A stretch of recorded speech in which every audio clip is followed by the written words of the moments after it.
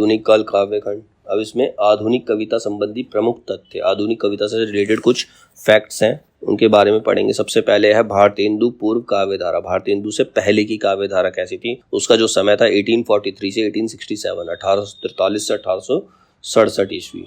रीतिकाल की समाप्ति के बाद जब भारतेंदु युग के आरंभ के पूर्व का काल, मतलब भारतेंदु युग जब शुरू नहीं हुआ था उससे पहले का काल साहित्यिक दृष्टि से भारतेंदु पूर्व काव्यधारा के नाम से जाना जाता है, जिसकी समय सीमा सामान्यतः 1843 ईस्वी से 1867 ईस्वी तक मानी जाती है। 1843 से 1867 ईस्वी तक मानी जाती है। इस काल के कवि ब्रज भाषा काव्य परंपरा के कवि हैं। इन्होंने भक्ति, श्रृंगार और रीति निरूपण की रचनाएं लिखी है। अब जो भारतेंदु पूर्व काव्यधारा के रचनाकार और उनकी रचनाओं के बारे में बता रखा है। 2 कॉलम बनाए हैं। पहले कॉलम में कवि और उनका समय दे रखा है और दूसरे में उनकी रचनाएं दे रखी हैं। तो भारतेंदु पूर्व काव्यधारा के जो रचनाकार है, पहले रचनाकार है, वो हैं सेवक। इनका समय 1815 से 1881, 1815 से 1881 ईस्वी इनका समय है। इनकी 2 रचनाएं हैं, एक है नक्षिक, दूसरी वाग्विलास। दूसरे राइटर है रीवा नरेश रघुराज सिंह। इनका समय 1823 से 1879, 1823 से 1879 तक। इनकी रचनाएं हैं सुंदर शतक, पत्रिका, रुक्मणी परिणय, आनंदनाबुधि, श्रीमद् भागवत महात्म्य, राम स्वयंवर जो 1869 में आया था, भक्ति विलास और राम रसिकावली। अगले राइटर है बाबा रघुनाथ दास राम स्नेही। इनकी रचना है विश्राम सागर, 1854 ईस्वी का समय है। अगले राइटर गोपाल चंद्र गिरिधर दास। इनका समय 1833 से 1860। इनकी जो रचनाएं हैं वो हैं राधा स्तोत्र, गोपाल स्तोत्र, जरासंध वध, बलराम कथामृत, राम कथामृत, भारती भूषण, छंदो वर्णन। नेक्स्ट है चंद्रशेखर वाजपेयी। इनकी रचनाएं हैं नक्षिक, हमीरहट का समय 1845, रसिक विनोद, इसका समय 1846। नेक्स्ट राइटर है रामदास की रचना है कवि कल्पद्रुम, इसका समय है 1844 ईस्वी। फिर आते हैं वैजनाथ द्विवेदी। इनका समय 1837 से 1887, 1837 से 1887। इनकी रचनाएं हैं सीता रामाभरण मंजरी, 1864, 1864, राम रहस्य, 1866, 1866, वृतनी दोष कदम, 1866, 1866, वामा विलास, 1866, ये भी 1866 ईस्वी की है। उद्दीपन श्रृंगार, 1867, 1867, अनुभव उल्लास, 1867, 1867, चित्राभरण, 1867, 1867। अगले राइटर हैं लच्छीराम ब्रह्म भट्ट। इनका समय 1841 ईस्वी से 1904 ईस्वी। इनकी जो रचनाएं हैं वो है मानसिंहाष्टक, प्रताप रत्नाकर, प्रेम रत्नाकर, लक्ष्मीश्वर रत्नाकर, रावणेश्वर कल्पतरु और कमलानंद कल्पतरु। 6 रचनाएं हैं इनकी लच्छीराम ब्रह्म भट्ट की। फिर है सरदार कवि। इनका रचना काल 1845 से 1883। इनकी रचनाएं हैं रामलीला प्रकाश, राम रत्नाकर, षड ऋतु, साहित्य सरसी, श्रृंगार संग्रह और वाग विलास। तो ये थे भारतेंदु पूर्व काव्यधारा के कवि और उनकी रचनाएं। इसके बाद आता है भारतेंदु युग। भारतेंदु युग के कवि और उनकी रचनाओं के बारे में बताया गया है। तो भारतेंदु युग का काल विभाजन और नामकरण कैसे किया गया है। अब इसमें प्रस्तुतकर्ता, मतलब उस काल विभाजन करने वाले का नाम, उसका समय और उन्होंने क्या नामकरण किया, भारतेंदु युग में क्या नामकरण किया, वो बताया गया। तो पहले प्रस्तुतकर्ता है रामचंद्र शुक्ल का समय जो है 1868 से 1893, 1868 से 1893 ईस्वी है। इन्होंने भारतेंदु युग का जो नामकरण किया था वो था नई धारा प्रथम उत्थान। दूसरे हैं रामविलास शर्मा। इनका समय 1868 से 1900, इन्होंने इसको नव जागरण का नाम दिया है। मिश्र बंधु, इनका समय 1869 से 1888, इन्होंने इसे वर्तमान काल का नाम दिया। राम कुमार वर्मा 1870 से 1900 इनका रचना काल है और इन्होंने इसे आधुनिक काल का नाम दिया है।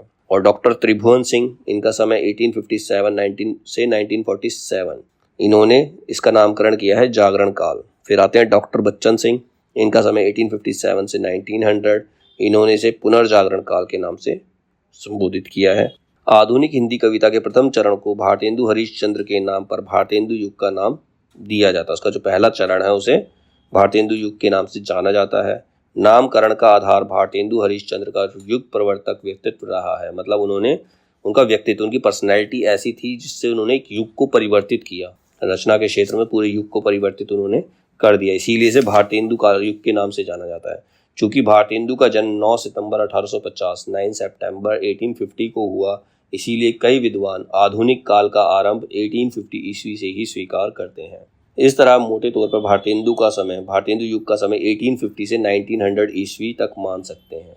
भारतेंदु मंडल के रचनाकार बद्री नारायण चौधरी, प्रताप नारायण मिश्र, ठाकुर जगमोहन सिंह, अंबिकादत्त व्यास, राधा कृष्ण दास आदि कवि हैं। ये सारे कवि भारतेंदु युग के कवि हैं, भारतेंदु मंडल के कवि हैं। कौन कौन है? बद्री नारायण चौधरी, प्रताप नारायण मिश्र, ठाकुर जगमोहन सिंह, अंबिकादत्त व्यास, राधा कृष्ण दास, ये सारे भारतेंदु युग के कवि हैं। भारतेंदु युग की साहित्यिक प्रवृत्तियां, वहाँ की साहित्यिक प्रवृत्ति मतलब जो साहित्य लिखा जा रहा था उसकी प्रवृत्ति कैसी थी, उसमें क्या क्या चीजें दिखाई जा रही थी, क्या क्या चीजें लोग रचना में दर्शा रहे थे। तो पहली है इसके अंदर अंतर विरोधों का साहित्य, मतलब आपस में ही एक दूसरे से वो सहमत नहीं थे। भारतेंदु युग में राष्ट्रभक्ति बनाम राजभक्ति, ब्रज भाषा बनाम खड़ी बोली और पारंपरिक संस्कार बनाम आधुनिक विचार के मध्य अंतर विरोध पाया जाता है। मतलब आपस में टकराहट थी, कुछ लोग राष्ट्रभक्ति को सही मानते थे, कुछ लोग राजभक्ति को। राष्ट्रभक्ति मतलब देश के प्रति और राजभक्ति मतलब जिनका राज्य है उनके प्रति। और ब्रज भाषा और खड़ी बोली में भी संघर्ष था।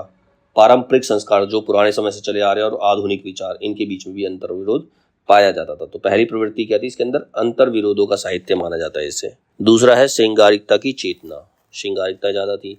इस काल में आधुनिकता की चेतना के बावजूद रीतिकालीन प्रभाव पूरी तरह छोड़ा नहीं जा सका। न्यूनाधिक, कम या ज्यादा, इस युग के सभी कवियों ने श्रृंगारिक कविताएं लिखी हैं। फिर आती है भक्ति भावना। यह भक्ति के निर्गुण और सगुण दो रूप उपलब्ध होते हैं।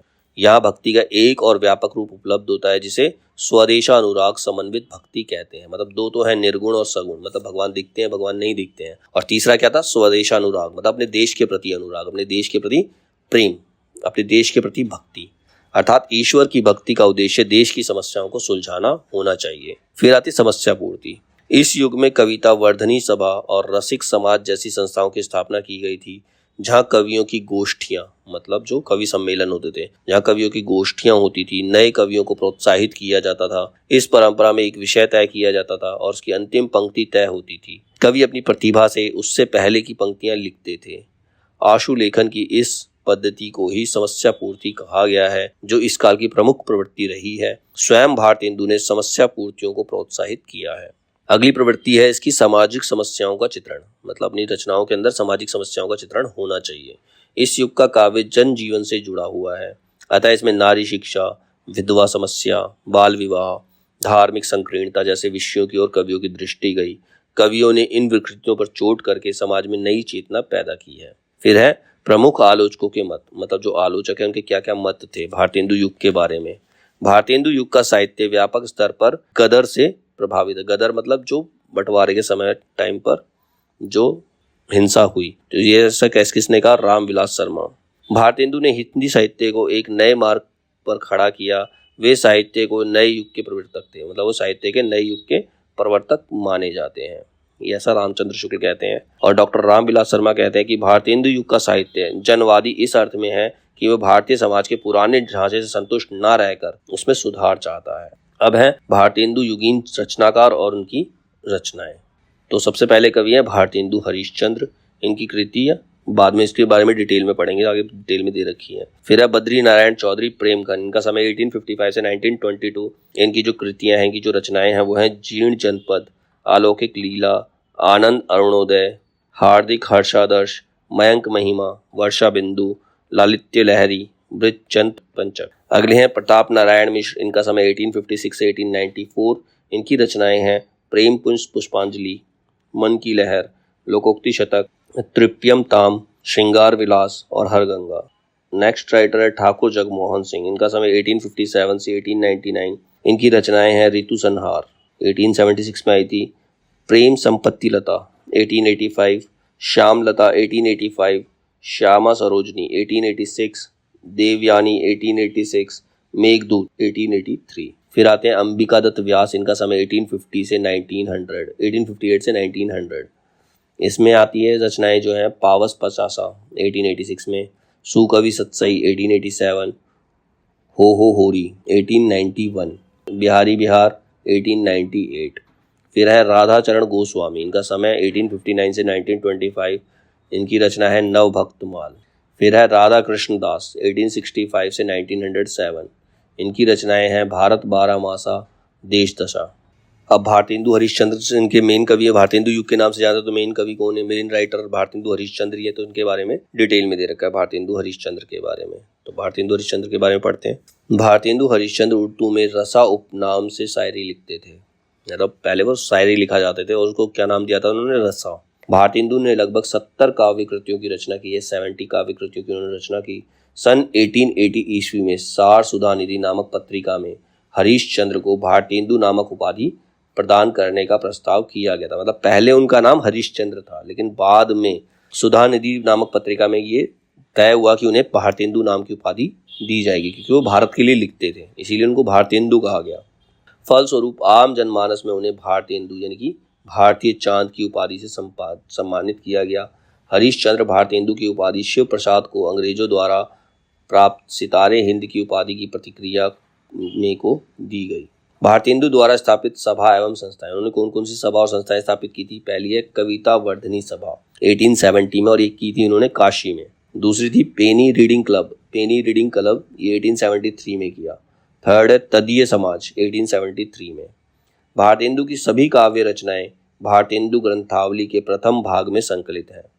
भारतेंदु गद्य खड़ी बोली में लिखते थे, परंतु कविता के लिए उन्होंने ब्रज भाषा को चुना। मतलब दोनों ही भाषाओं को उन्होंने इस्तेमाल किया है। गद्य के लिए वो खड़ी बोली का इस्तेमाल करते थे और कविताओं के लिए ब्रज भाषा का इस्तेमाल करते थे। भारतेंदु को आधुनिक हिंदी काव्य का वैतालिक कहा जाता है। भारतेंदु की कविताओं में भक्ति परक तथा श्रृंगारिक संवेदनाओं और नवजागरण के स्वर मिलते हैं। भारतेंदु की भाषा अति सरस, सहज और ब्रज भाषा की बहुत सी रूढ़ियों से मुक्त है। मतलब पुराने शब्दों का इस्तेमाल उन्होंने ज़्यादा किया नहीं है।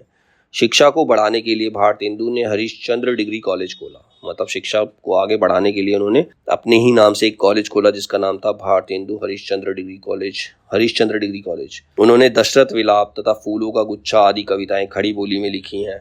मतलब वैसे उन्होंने कविताएं ब्रज भाषा में लिखी, लेकिन दो कविताएं हैं दशरथ विलाप और फूलों का गुच्छा, ये उन्होंने खड़ी बोली में लिखी हैं।